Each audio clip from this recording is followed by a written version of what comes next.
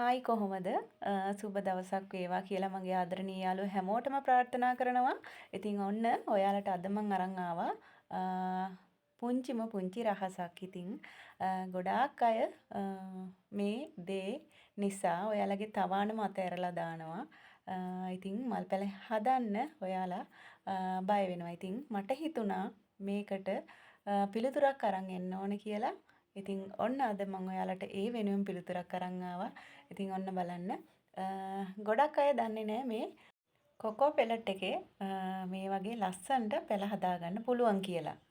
ඉතින් මේ තියෙන්නේ මම පැල හිටවලා කුණු වෙන්න ගත්ත කඳ කොටසක් තමයි මේ තියෙන්නේ.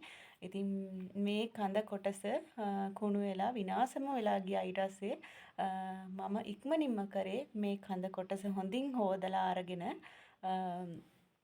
කොන්ඩිස් ද්‍රාවණයේ විනාඩි 10ක් තියලා කොකෝ පෙලට් එක හිටවගත් එක. ඉතින් මේ බලන්න ලස්සන මූල පද්ධතියක් එක්ක මට ලස්සන නිරෝගී පැලයක් මට දැන් මෙයා ලබා දීලා තියෙනවා.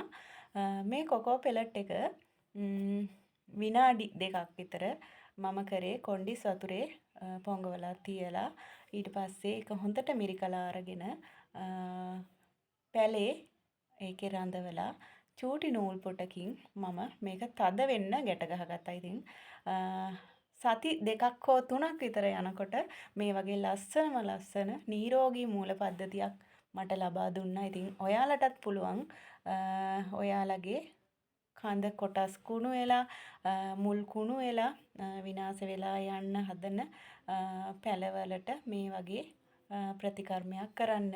ඉතින් ගොඩාක් දෙනෙක් මේ වගාව අතහැරලා දානවා. මොකද වැස්සත් එක්ක එන තවත් ප්‍රශ්නයක් තමයි ඇන්තූරියම් පැලේ කුණු වෙන්න බලන එක. ඉතින් ඒක දිලීර ආසාදනයක්. අපි මේක අනිවාර්යෙන් හිටවලා මුල් ඇදුනට පස්සේ මේක පෝච්චියක මාධ්‍යයේ හිටවන්න ඕනේ. ඊට පස්සේ අපි සති 3කට සැරයක් දිලීර නාශක වලින් මේ ගහ සම්පූර්ණ මාධ්‍යත් එක්ක තෙමිලා යන විදිහට අපි දිලීර නාශක භාවිතා කරන්න ඕන.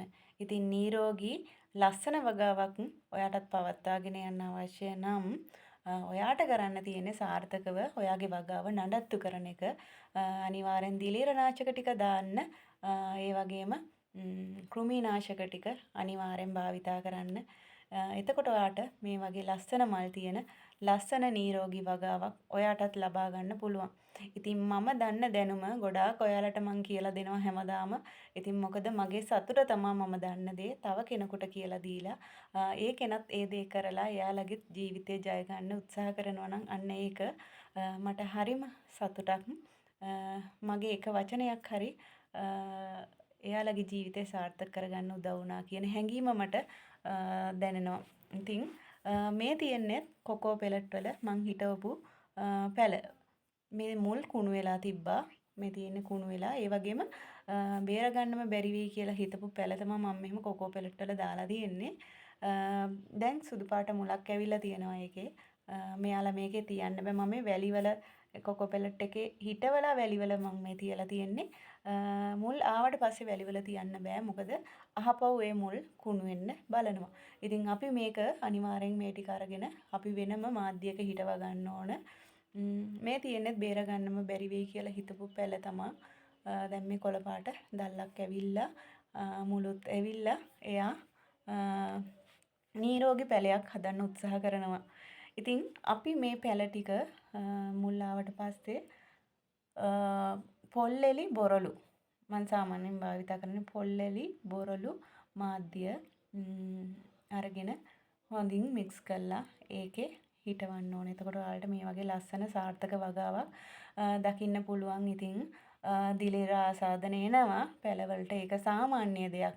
ඉතින් ඒකට බය වෙන්න එපා. ඒකට ප්‍රතිකර්ම තියෙනවා. ඉතින් ඕනම වගාවක පැල මැරෙන්න පුළුවන්. ඉතින් එක පැලයක්වත් මැරෙන්නේ නැතුව අපිට වගාවක් සාර්ථකව කරගෙන යන්න බෑ.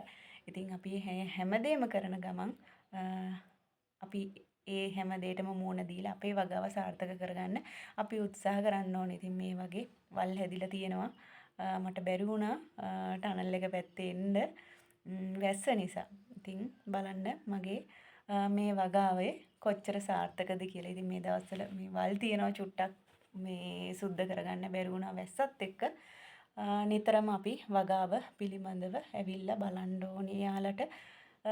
අපි නැත්තම් එයාලත් පැලේ ලස්සනට හැදෙන්නේ නැහැ.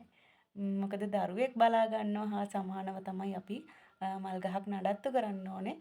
ඉතින් මං හිතනවා ඔයාලට මම කියපු මේ හැමදේම වැදගත් වෙයි කියලා.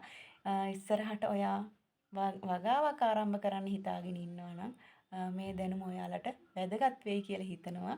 ඉතින් මිහිතුරු සෙවණත් එක්ක හැමදාම රැඳිලා ඉන්න ඔයාලට ගොඩාක් දේවල් දැනගන්න පුළුවන්. ඉතින් subscribe කරලා එකතු වෙලා ඉන්න. මං හිතනවා ඔයාලා මේ වීඩියෝ එකෙන් මොකක් හරි දැනුමක් ලබා ගන්න ඇති කියලා. ඉතින් මේ වීඩියෝ එක ඔයාට වැදගත් වුණා නම් පහලින් කමෙන්ට් එකක් දාගෙන යන්න අමතක කරන්න එපා. ලයික් කරන්න, ෂෙයා කරන්න. ඉතින් තවත් අලුත් වීඩියෝ එකක් අරන් එන්නම්. අදට ගිහින් එන්නම්. ඔයාලා හැමෝටම සුබ වෙන්න කියලා ප්‍රාර්ථනා කරනවා.